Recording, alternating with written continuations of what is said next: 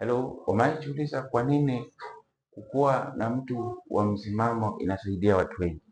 Maana mara mingi ukiwa mtu wa msimamo inakusaidia kushinda vita na mambo mengi, kwa sababu wengine wetu tunaishi maisha ambayo watu wanaotufanyia maamuzi sio sisi wenyewe, ila ni marafiki zetu.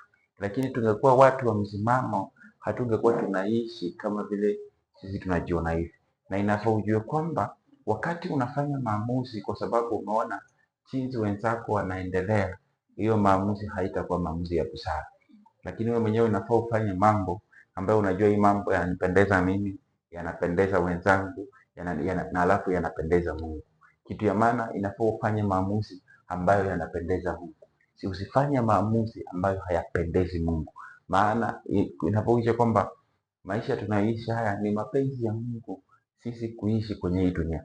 Na kabla tukuje hapa duniani kuna kitu Mungu alitutuma hapa tukafanye kama wanadamu. Sasa wakati unafanya maamuzi inafaa ujue kwamba maamuzi ambayo inafanya yanaendana na mapenzi ya Mungu. Na Mungu atakubariki. Barikiwa sana na ukaweze kufanya maamuzi.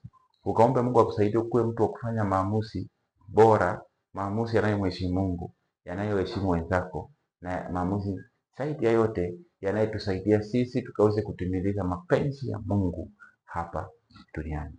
Barikiwa.